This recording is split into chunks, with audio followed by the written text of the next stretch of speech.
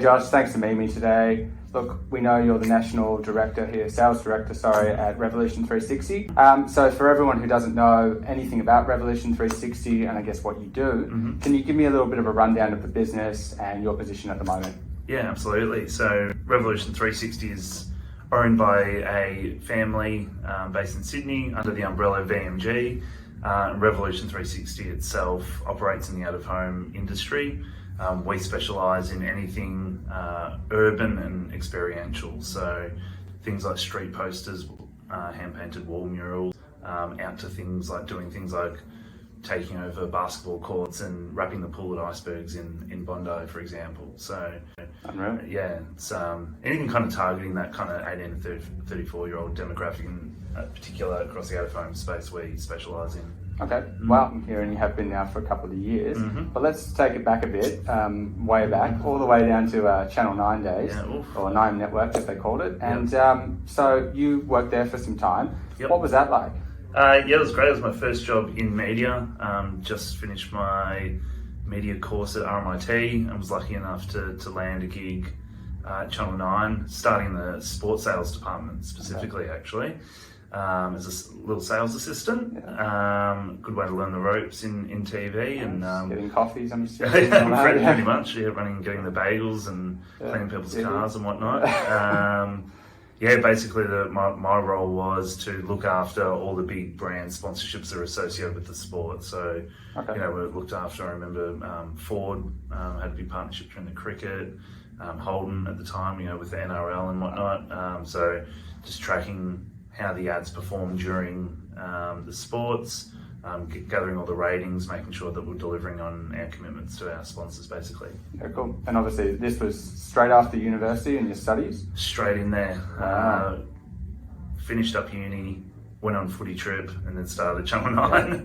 Nice. Basically, okay, cool. Yeah, exactly. And from there you went to, I think it was Sen Radio? SEN.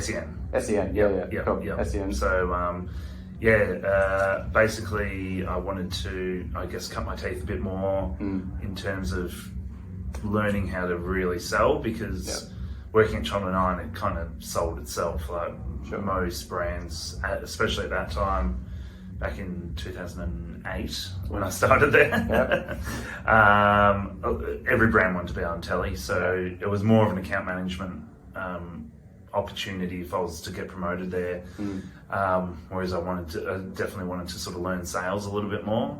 The opportunity came up to work at a very small AM radio station, being Melbourne only, heavily targeted towards men, and it's on the AM dial. Still going? SEN? Yeah, they're still kicking. They're actually doing quite well, funnily enough. They've launched in Sydney and New Zealand.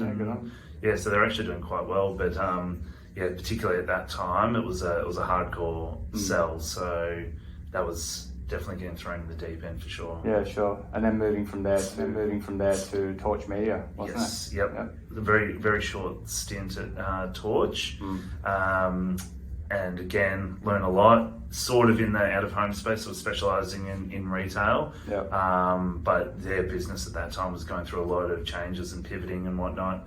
And what it looked like when I went there originally to what it looks like today is very, very different. I think just sort of entered at that pivotal moment for the business while they were kind of transitioning, and that resulted in me sort of looking elsewhere after a pretty short time. I was only there for 6 months, I think. Okay, wow. Yeah. And is that when you moved to APN? So I knew I wanted to work in outdoor, which is why I went to Torch. Kind of already had TV and radio under my belt, wanted to work in outdoor, and then the opportunity to work at the biggest outdoor company in Australia at the time, APN Outdoor, came up. So definitely jumped to that opportunity to go over there as an account manager. And I mean, you were there for a couple of years, but for those who don't know, what were some of the tasks and I guess what did that journey look like at APN for you? Yeah, I was there for 6 years in the end. Wow. Started as an account manager. And again, had a patch of clients, and I had to go out and sell transit formats in specifically. So all the ads on buses and trams, the panels at train stations and airports. Yeah, so that's all the tram wraps and stuff like that as well back then. We did that. And there was no working from home in those days. Definitely not. No, not at all. Yeah. Office on St Kilda Road there, and so got to see all the trams going up and down, and clients love to do those tram wraps because they kind of thought it was their tram in a way.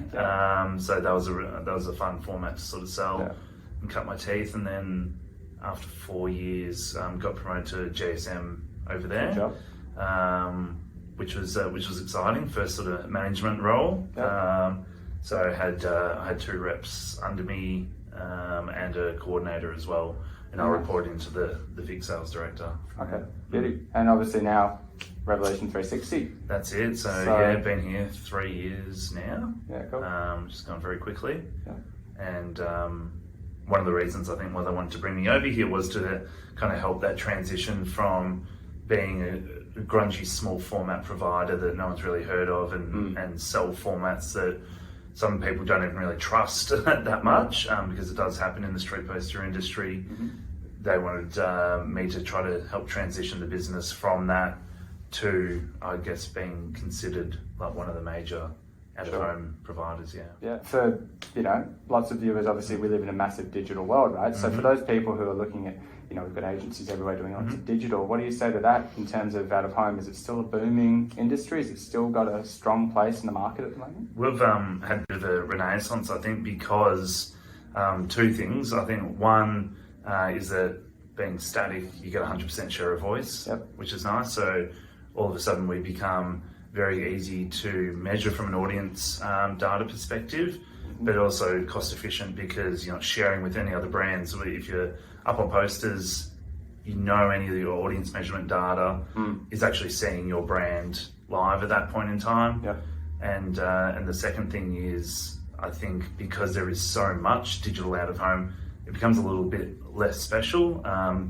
Probably one of our biggest categories actually is luxury fashion. Oh wow! Which I didn't think would be the case when I first started here because I guess the perception about street posters in particular were a bit dirty, and some people were a bit sus on them basically. But I think because there's been so much digital out of home rollout, to run on a digital screen is not really that special anymore. Not to mention that you're sharing with so many other brands.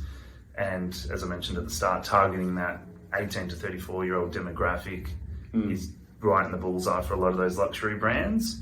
And because we heavily over-index on that demographic, you'll get 100% share of voice, and then we've kind of got that cool and edgy look to our formats.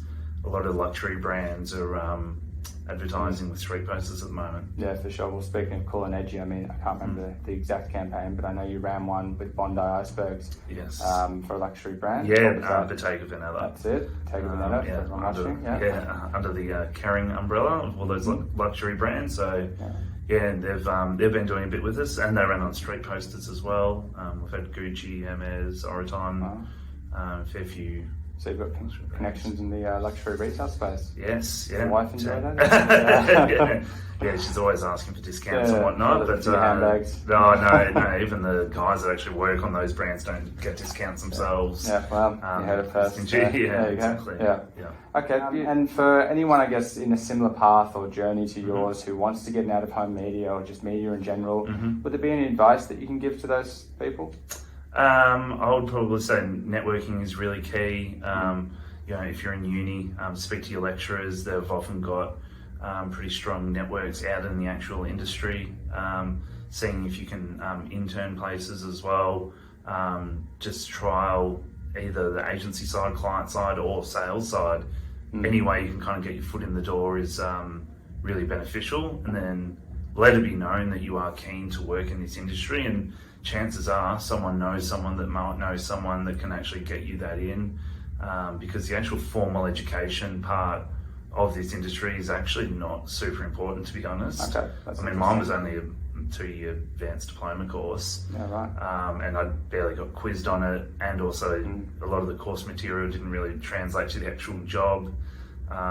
When I hire people at the moment, I pay very little attention to the actual formal education component. I'd just say use any education that you do have to network, basically. Okay, great. So it's not necessarily saying that education is void nowadays. It's more so that just being eager and knowing, I guess, the direction you want to go in and tackling the right people to get involved in that sort of area is the best the way. education might help point you in the right direction as to what you want to work.